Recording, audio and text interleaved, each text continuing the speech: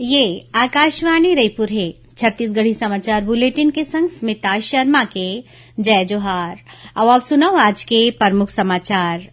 आयुर्वेद दिवस के मौका में प्रदेश में कतकोन कार्यक्रम करके लोगन ला आयुर्वेद चिकित्सा बर जागरूक करे जावत है। नेता प्रतिपक्ष नारायण चंदेल हा जांजगीर चांपा में निःशुल्क आयुष स्वास्थ्य शिविर के करेन शुरुआत। दिवाली के मौका में मुख्यमंत्री के शुभकामना संदेश और मिठाई लेके शहीद के परिवार वाला मंदिर पहुंचिन पुलिस के वरिष्ठ अधिकारी। और आज छोटे दिवाली हरे एला रूप चौदस और नरक चौदस के नाव ले घलो जाने जाथे। काली दिया के परब दिवाली मनाए जाही। राज्यपाल और मुख्यमंत्री हा दीन शुभकामना। अब समाचार विस्तार ले। केंद्रीय आयुष मंत्री सर्बानंद सोनोवाल हा भारतीय परंपरागत चिकित्सा पद्धति की क्षमता, शक्ति और प्रभाव के बारे में लोगन में जागरूकता बढ़ाए ऊपर जोर दीन है। नई दिल्ली में आज 7वां आयुर्वेद दिवस समारोह में श्री सोनोवाल हा कहिन कि ये परंपरागत प्रणाली न केवल बीमारी के रोकथाम करथे बल्कि लोगन ला स्वस्थ घलोक बनाथे।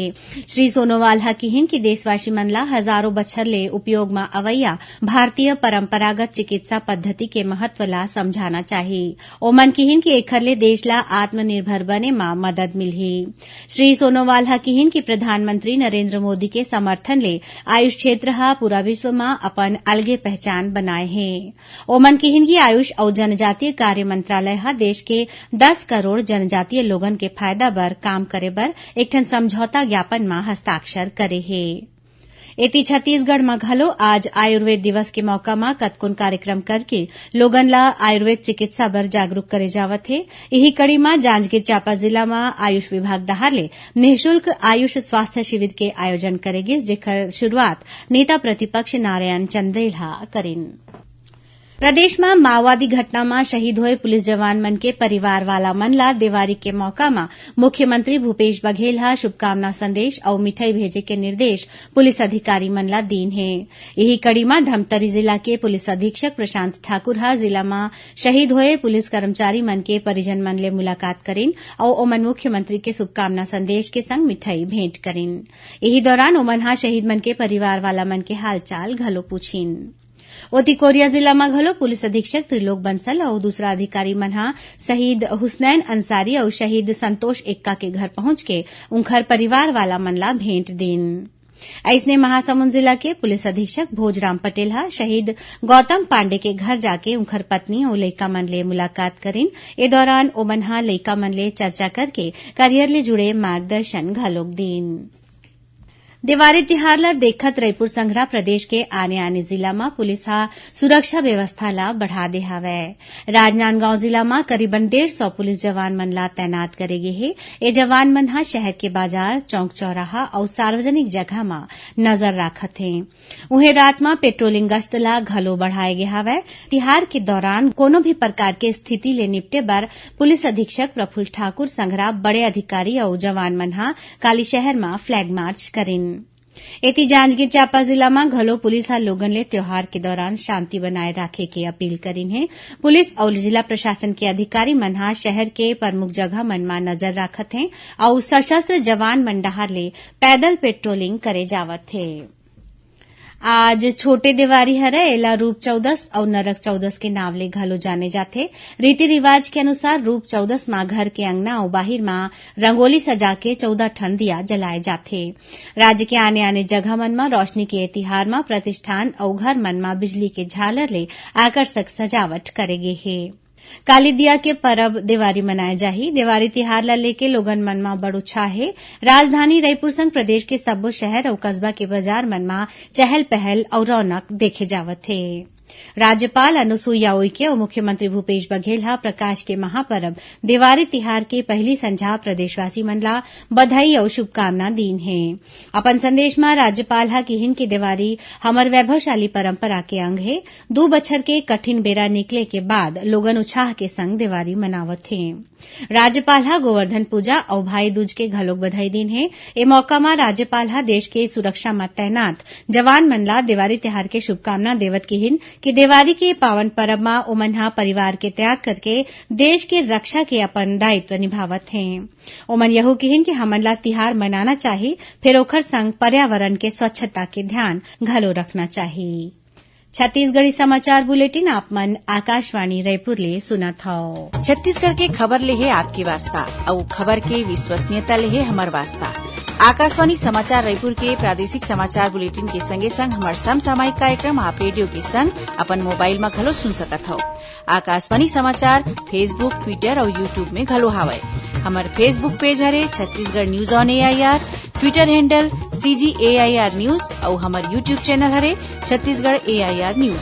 तो अब रेडियो के संगे संग आपके मोबाइल के माध्यम ले हम आप तक पहुंचत हन। छत्तीसगढ़ के हर खबर पर सुनत रहो आकाशवाणी समाचार।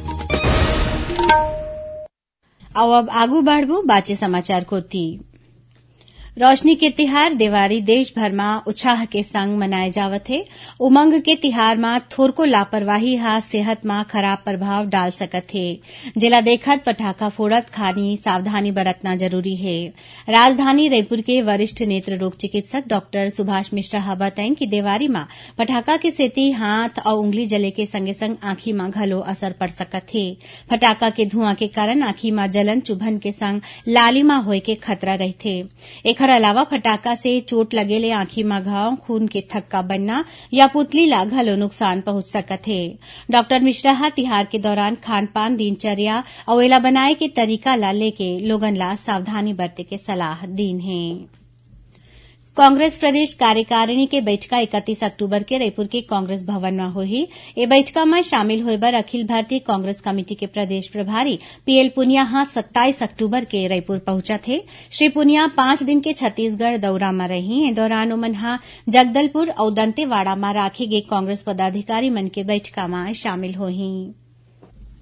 राजधानी रायपुर के साइंस कॉलेज मैदान में अवैया 1 ले 3 नवंबर तक राष्ट्रीय आदिवासी नृत्य महोत्सव के आयोजन करे जाही। महोत्सव में 9 देश के जनजातीय कलाकार संग्रह 28 राज्य और 8 केंद्र शासित प्रदेश के 1,500 ले ज्यादा कलाकार मन शामिल होही। राष्ट्रीय आदिवासी नृत्य महोत्सव में ए बखत 2 ठन थीम राखे गे हे। पहली थीम है फसल कटाई पर होने वाले आदिवासी नृत्य और दूसर थीम हावय आदिवासी परंपराएं तथा रीति रिवाज।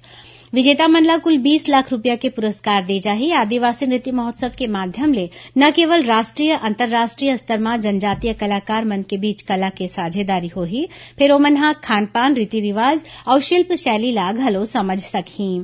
छत्तीसगढ़ डहार ले 9 ठन देश ला नेवता भेजे गे हवय। ए सबो देश मन हा पहली घाव रायपुर में अपन प्रस्तुति दिही। ए महोत्सव में मोजाम्बिक, मंगोलिया, टोंगो, रसिया, इंडोनेशिया, मालदीव, सर्बिया, न्यूजीलैंड और इजिप्ट के जनजातीय कलाकार मन हिस्सा लेही।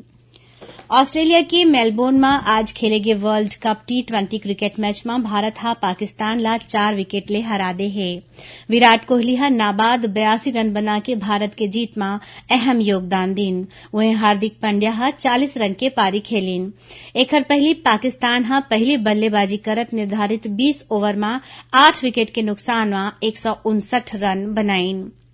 160 रन के लक्ष्य के पीछा करत भारत हा आखिरी गेंद में 1 रन बना के ये मैच ला जीत लीस। टीम इंडिया के जीत में मुख्यमंत्री भूपेश बघेल हा बधाई दीन है। ओती मालदीव में खेले जावत इंटरनेशनल चैलेंज बैडमिंटन टूर्नामेंट में छत्तीसगढ़ के आकर्षी कश्यप हा जापान के मोही कायाका ला हरा के फाइनल में पहुंच गए हैं। आखिर में प्रमुख समाचार एक घाव फिर। आयुर्वेद दिवस के मौका में प्रदेश में कतकोन कार्यक्रम करके लोगन ला आयुर्वेद चिकित्सा बर जागरूक करे जावत है।